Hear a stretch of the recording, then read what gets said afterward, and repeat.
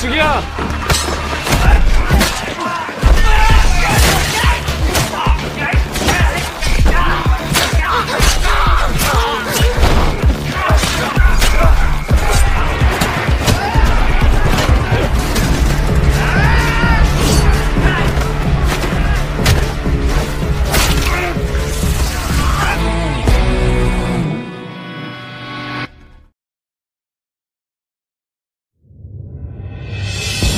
My Name Undercover 2021. Pada episode sebelumnya terlihat seorang wanita gadis SMA yang telah dibully habis-habisan.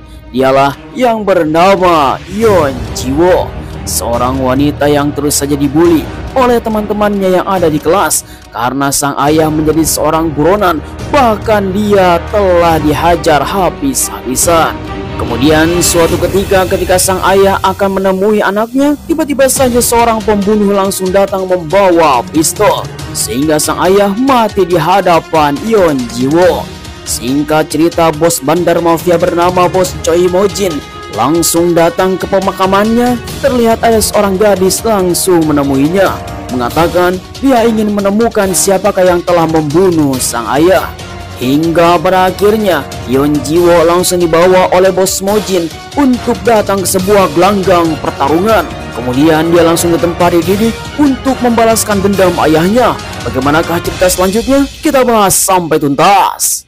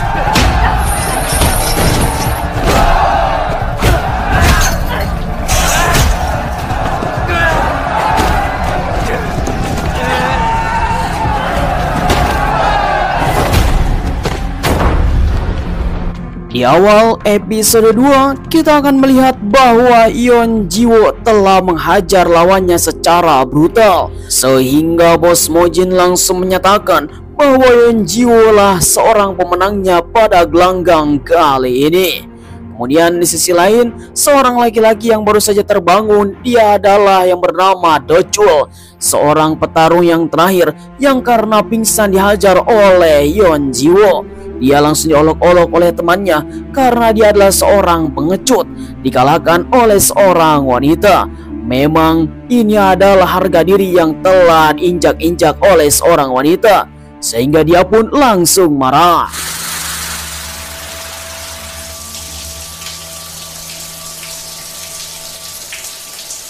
Selang beberapa lama kemudian, dalam obrolan teman-temannya si Do Chul, dia pun langsung mengatakan kepada temannya bahwa Yeon Ji-woo sekarang sedang mandi.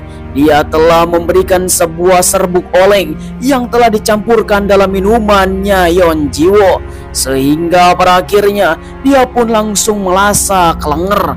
Mata yang sudah berkunang-kunang, akhirnya Yeon Ji-woo pun langsung terkapar di tempat tidur. Setelah si Do Chul mengetahui obat yang telah dikasih dalam minumannya Yeon Ji-woo telah bereaksi, akhirnya dia pun langsung bergegas ke kamarnya Yeon Ji-woo untuk melakukan rudal paksa, dan dia akan membalaskan dendamnya ketika kalah di pertarungan. Dengan tanpa basa-basi, mereka pun langsung merudal paksa Yeon Ji-woo. 존나 꼴려. 존나 맛있겠다.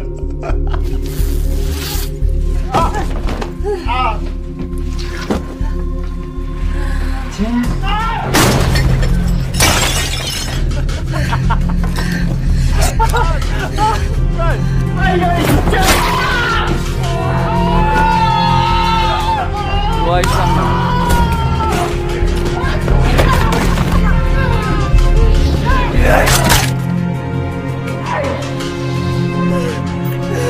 Untung saja di mana para pengawalnya Bos Mojin mengetahui kelakuan si Docul.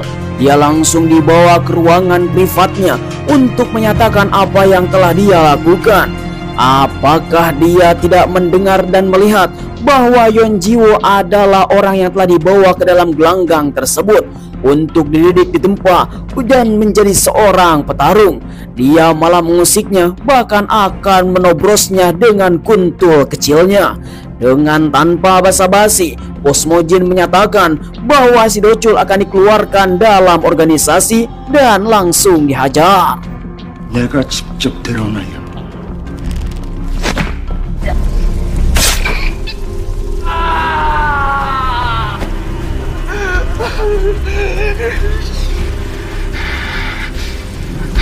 Selang beberapa lama kemudian, dalam suasana hujan yang sangat deras, anak buahnya Bos Mojin langsung membawa Yonjiwo ke suatu tempat untuk bertemu dengan Bos Mojin. Kemudian Bos Mojin langsung mengatakan kepada Yonjiwo bahwa ini adalah kedai yang selalu dikunjungi oleh ayahnya ketika dia masih hidup. Apakah dia masih ingin melakukan balas dendam kepada seseorang yang telah membunuh ayahnya? Dia pun harus bersiap-siap karena tahap awal baru saja dimulai. Sesuai informasi bahwa ayahnya telah dibunuh oleh anggota kepolisian. Oleh karena itu Bos Mojin akan menyatakan bahwa Yonjiwo telah mati. Dia akan mendapatkan identitas baru. 오늘 윤지호는 죽었다. Bos Mojin mempunyai sebuah rencana yang sangat akurat, di mana Yonjiwo sekarang sudah mati. Dia telah dibunuh oleh seseorang yang bernama si Docul. Dengan begitu akan mendapatkan sebuah rencana yang sangat mengerikan. Dia memberikan sebuah senjata yang telah membunuh ayahnya ditemukan dalam tong sampah. Hingga pada akhirnya sekarang Yonjiwo akan mendaftar menjadi anggota kepolisian. 동훈이를 죽인 놈은 경찰이야. 놈을 찾아서 죽여. Seiring berputarnya waktu, di mana organisasi Bos Mojin semakin membesar, dia telah menyebarkan serbuk oleng narkoboy ke berbagai tempat dan penjuru negara. Sedangkan Yonjiwo sekarang bekerja keras untuk bertarung satu sama lain. Hingga pada akhirnya dia pun telah lulus tes menjadi seorang anggota kepolisian.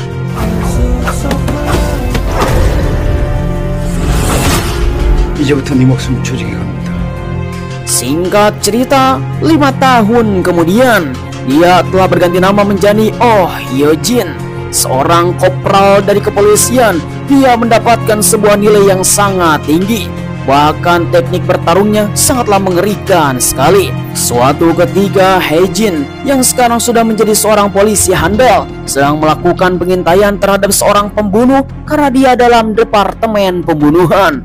Masuk ke dalam rumah terpencil, dia pun melihat ada seseorang yang masuk ke dalam rumah tersebut. Dinyatakan bahwa mereka akan melakukan transaksi narkoboy. Tanpa basa-basi, Hyojin langsung mengikutinya dari belakang. Dan ternyata memang betul mereka akan melakukan transaksi besar-besaran. Namun tanpa diduga, temannya Hyojin yang ada di belakang langsung diringkus oleh para polisi departemen narkotika. Mereka semua mengatakan harus mundur, tetapi Hyojin tidak akan pernah gentar karena dia akan fokus ke dalam misinya untuk meringkus seorang pembunuh. Tanpa basa-basi, Hyojin langsung ngobrak-ngabrik. 선배님.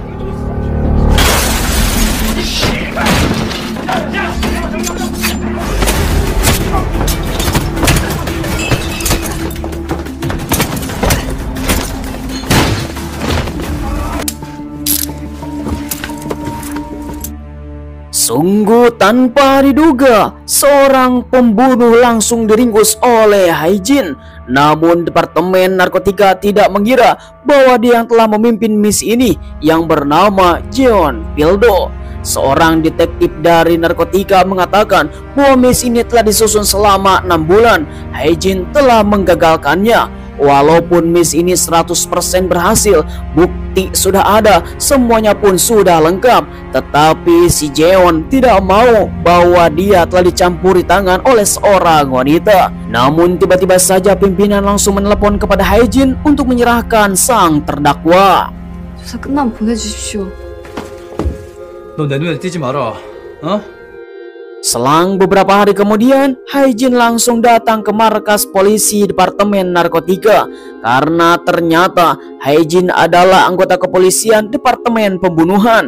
Dia yang telah mendaftar beberapa kali ke Departemen Narkotika. Sekarang dia akan melihat apakah dia diterima atau tidak. Sudah berapa kali dia telah mendaftar. Tiba-tiba saja dia melihat seseorang yang sangat tidak asing karena Haijin telah mengingat muka orang yang telah membunuh ayahnya. Dia pun sekarang menjadi target Haijin. 이게 제 아버지입니다. 너 나 누군지 알아? 마약수사대 차기호 팀장님이시죠? Kemudian Haijin langsung masuk ke kantor Departemen Narkotika untuk bisa mendapatkan sebuah informasi apakah dia diterima atau tidak. Menurut data yang ada di dalam kantor ini, ternyata Haijin sudah mendaftar beberapa kali. Seorang pimpinan yang menjadi target Haijin dialah yang bernama Cha Gi-ho. Dia adalah si botak yang telah diincar oleh Haijin. 우리 팀에 들어오려는 이유. 잡고 싶은 놈이 있어서입니다. 나 그런 놈들 좋아해. Kemudian ketika malam hari telah tiba, di mana Haijin langsung bertemu dengan bos Mojin untuk bisa melakukan laporan apa yang telah terjadi. Karena dia telah mendapatkan sebuah informasi yang sangat penting untuk diberikan kepada bos Mojin, mengatakan bahwa dia telah pindah ke Departemen Narkotika, menjadi sebuah peluang besar untuk bisa mengguritakan bisnisnya bos Mojin. Dia tidak akan pernah tertangkap oleh siapapun jika mempunyai seseorang anak buah dalam Departemen Narkotika ini, dan semuanya menjadi peluang yang sangat besar. 저 마수대 발령났습니다. 우리 아빠 죽인 놈이 누군지 찾아낼 겁니다. Kemudian di mana Haijin mengatakan bahwa Cha Gi-ho belum tentu adalah seorang pembunuh ayahnya, dia akan melakukan identifikasi lebih lanjut. Selang beberapa lama kemudian, bos Mojin mengatakan bahwa ayahnya telah menyelamatkan bos Mojin beberapa tahun yang lalu dan dia berhutang nyawa kepadanya.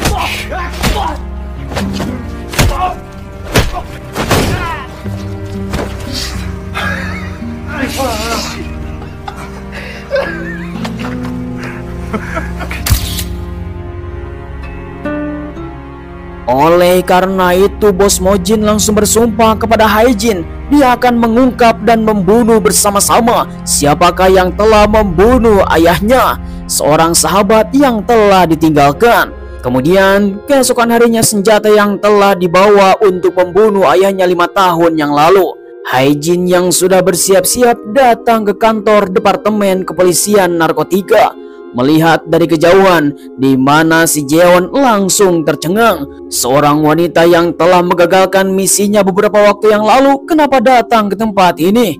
Dia pun langsung mengatakan bahwa telah diterima dan menjadi polisi narkotika. 언제 왔어? 들어가자. 우리 팀에 들어왔다. Kemudian Jeon langsung protes kepada Cha Gi-ho kenapa dia menerima seorang wanita dalam Departemen Narkotika, karena dia akan memperlambat semua pergerakan. Menurut informasi dan data bahwa Haijin adalah orang yang sangat tangguh, dia dibutuhkan dalam departemen ini untuk menghajar seseorang. Apalagi kita akan berurusan dengan para mafia handal. Oleh karena itu, Cha Gi-ho langsung menerimanya untuk mendapatkan sebuah perlengkapan tim narkotika. Tanpa basa-basi, mereka pun langsung memberikan sebuah server kepada Haijin untuk bisa mengaksesnya sebagai polisi narkotika. Mereka pun langsung bergegas. 가자. 네? 일하러 가자고. Kemudian kita akan beralih kepada bos mafia Choi Mojin. Dia langsung mendapatkan informasi dari anak buahnya untuk datang ke Pelabuhan Utara dan kita akan melihat produksi narkotika. Namun apakah Haijin bisa dipercaya? 저는 믿음이 가지 않습니다. 지호는 우리의 칼이 될 거다. 뛰어야 됩니다.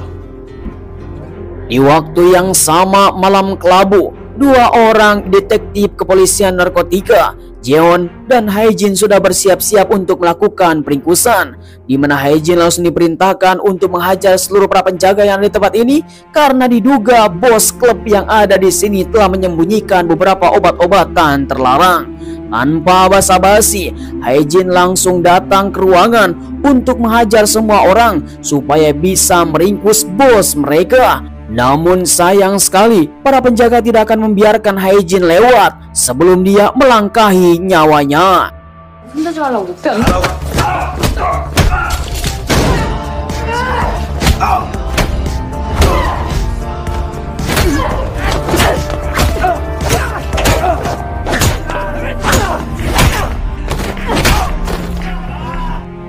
Di sisi lain, si Jeon terus saja menunggu apakah Hae-jin berhasil masuk ke dalam klub tersebut dan menyeret mafia yang ada di dalamnya untuk mendapatkan serbuk narkoba. Akan tetapi ternyata Hae-jin malah masuk lebih dalam untuk bisa melihat apa yang telah terjadi. Karena tidak keluar, di mana Jeon langsung tercengang bersama anak buahnya. Ternyata Hae-jin menghajar seluruh para penjaga di tempat ini secara brutal. Bahkan ketika dia terus menyusuri semua kasino yang ada di tempat ini, di mana Hae-jin terus saja menghajar seluruh anak buahnya, bos mafia sedang dihajar habis-habisan. Tanpa basa-basi, di mana Hae-jin mengatakan untuk bisa menyerahkannya karena kita akan melakukan interogasi. Walaupun dia bisa melakukannya, di mana si Jeon malah terus saja mengolok-olok Hae-jin. 깡은 있네. 요령은 없고. Memang si Jeon ini laki-laki gengsian. Dia tidak terima bahwa Hae-jin telah bisa melumpuhkan semua orang. Tapi dia fokus kepada misinya untuk bertanya di manakah obat terlarang. Dia yang menginginkan pil hitam yang katanya itu adalah narkotika jenis baru. Jeon langsung mengancam mengobrak-ngabrik kasino.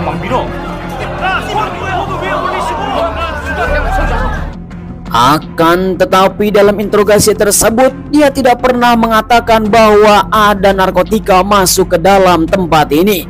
Dia terus saja bersumpah tidak akan ada obat terlarang masuk ke tempat ini karena dia telah melakukan sesuai prosedur yang telah diketahui oleh para kepolisian. Namun tiba-tiba saja Hae-jin melihat tingkah laku dari bartender. Kemudian dia pun langsung melihat inilah obat terlarang tersebut.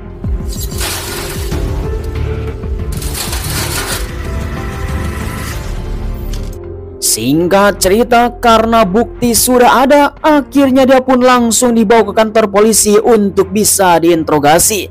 Di manakah dia telah menemukan obat ini? Karena narkotika ini sangatlah mengerikan sekali. Kemudian seorang bos mafia langsung mengatakan bahwa ini hanyalah sampel saja telah diberikan oleh seseorang beberapa waktu yang lalu untuk diperjualbelikan karena mempunyai efek samping yang sangat luar biasa. Suatu ketika dalam diskotik yang sangat mewah, seseorang langsung datang memberikan beberapa pil, di mana orang ini adalah yang paling mengerikan dari seluruh bos mafia, mempunyai narkotika jenis baru dan tidak akan pernah menyisakan efek samping di dalam tubuh. 몸에 아무런 흔적도 남지 않는. Sungguh tanpa diduga, ternyata narkoboy itu telah diciptakan oleh seseorang yang sudah kita kenal. Dia akan membuat balas dendam. Dialah yang bernama si Docul. Siap-siaplah untuk peperangan. 곧 장례식이 있을 겁니다. Kemudian di sisi lain, kita akan melihat bahwa bos Mojin telah mendapatkan informasi dari Hae-jin bahwa seseorang telah menciptakan narkotika jenis baru, dan ini akan membuat sebuah oleng dalam bisnisnya. Tiba-tiba saja ajudannya mengatakan bahwa kita harus datang ke Pelabuhan Utara untuk bisa memproduksi narkotika dan bisa bersaing dalam pasar gelap.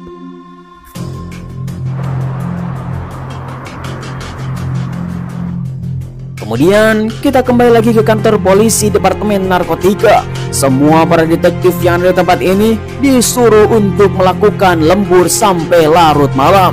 Hingga pada akhirnya mereka pun langsung diberikan persenjataan yang sangat lengkap oleh para polisi. Dan mereka telah mendapatkan sebuah polisi gabungan untuk melakukan peringkusan. di mana Hae-jin harus bisa memberikan ponselnya. Ternyata ini adalah misi mengerikan. 우리의 타겟은 최무진이다. 프로는 호텔 이베리아의 대표지만 국내 최대 마약 조직.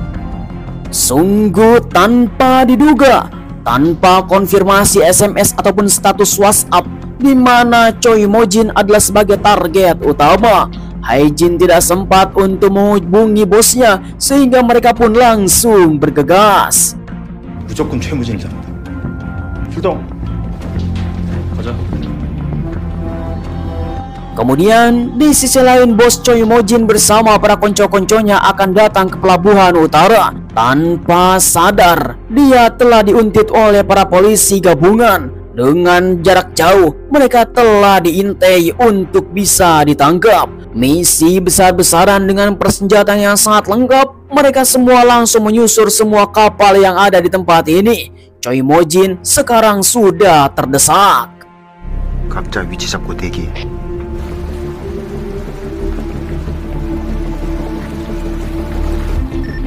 일조 유착.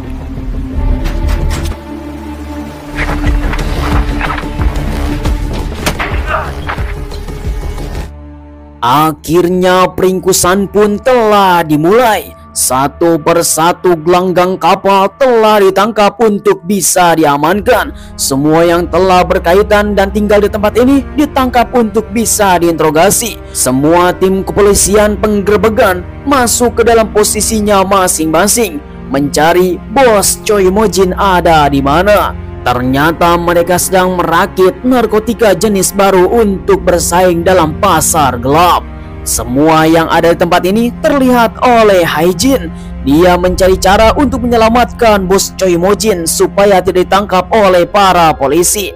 Namun sayang sekali, Jae-won telah mengetahui lokasi Choi Mo-jin. Dia pun telah mengendap-endap untuk melakukan penangkapan dengan tanpa basa-basi, di mana Choi Mo-jin yang sekarang belum sadar bahwa di belakang sana ada banyak sekali polisi yang sudah meringkus. Tiba-tiba saja Jae-won langsung menyerang. 그만 너 정대죠!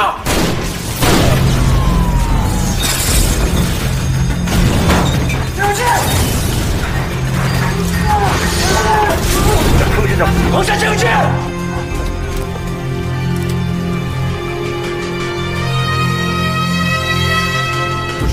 최무진 도전!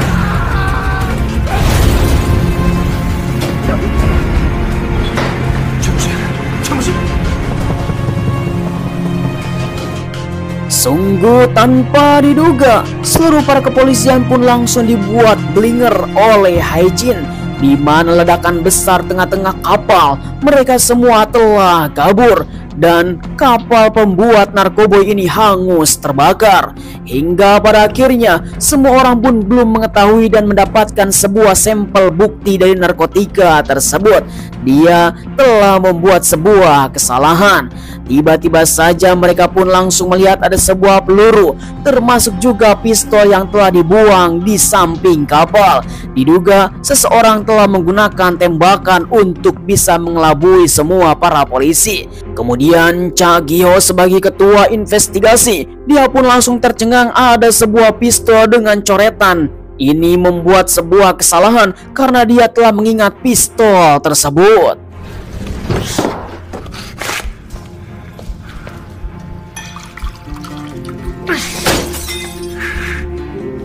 정보가 어디에서 쓴 건지 알아내. 지우가 왜 연락을 안 했을까요? Selang beberapa lama kemudian, akhirnya investigasi pun telah selesai, di mana Hae-jin telah masuk ke dalam mobilnya untuk membawa handphone yang kedua. Dia langsung menghubungi bosnya untuk bisa memberikan sebuah informasi. Bos Choi Mo-jin langsung mendengar ada suara telepon berdering. Karena situasi masih memanas, dia pun milih untuk mengabaikannya supaya lokasinya tidak diketahui oleh siapapun dan mengabaikan panggilan dari Hae-jin. Kemudian seluruh para kepolisian detektif narkotika langsung dikumpulkan oleh Cha Gi-ho. Senjata mereka langsung diperiksa apakah salah satu dari mereka telah menghunuskan pelurunya dalam investigasi tersebut. Jika ada salah satu dari mereka, yang jelas itu adalah berkaitan dengan Choi Mo-jin. Lalu tiba-tiba 전기 반납해. Selang beberapa lama kemudian, Jeon langsung menjelaskan kepada Haejin bahwa kita semua telah lama mengungkap siapakah Choi Mo-jin sebenarnya.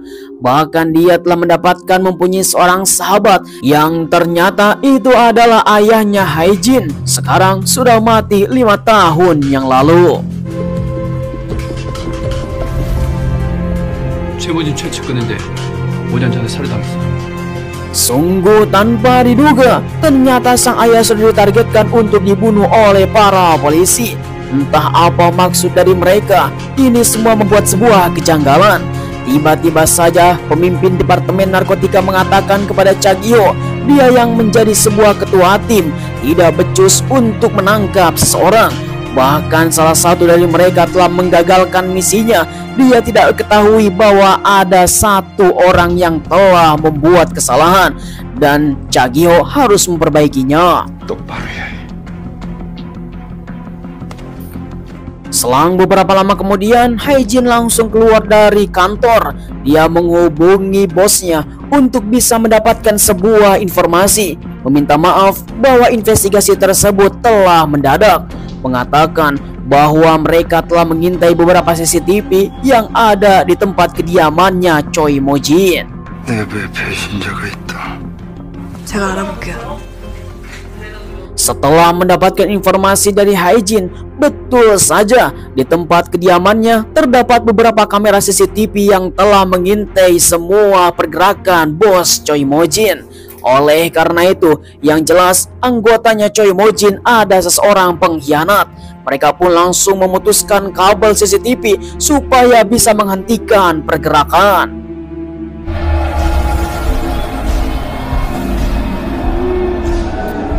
Di sisi lain, tengah malam yang sangat kelabu, kita melihat si Docul sedang nyimeng. Dengan tubuh yang sudah oleng, otak yang sudah sengklek, dendam yang semakin mendalam, dia pun bersiap-siap mengumpulkan seluruh pasukannya, membawa senjata tajam yang paling mengerikan untuk menghancurkan bos Choi Mo-jin.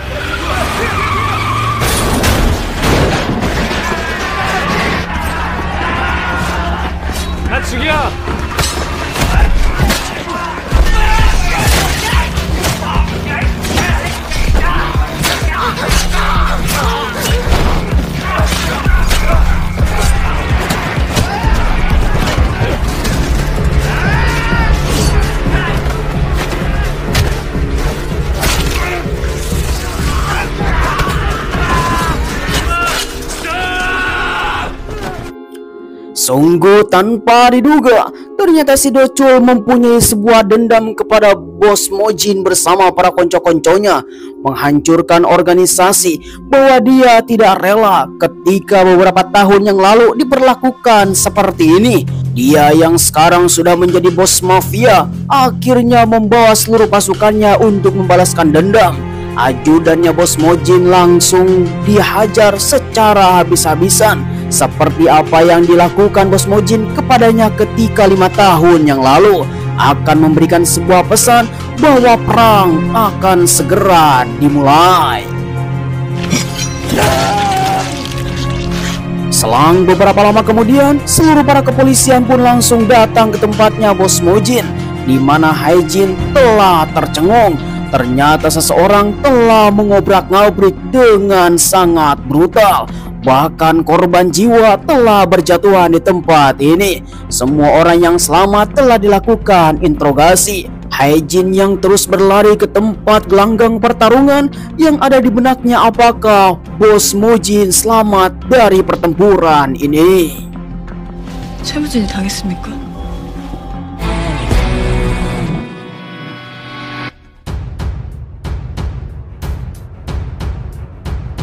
Sayang sekali episode 2 dan 3 telah berakhir.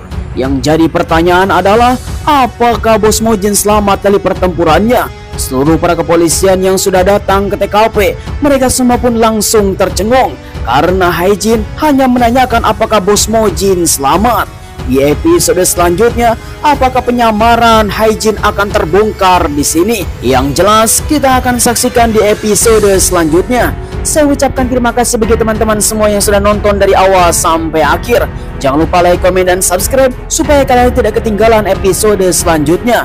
Kita ketemu lagi, sampai jumpa. Terima kasih, bye-bye.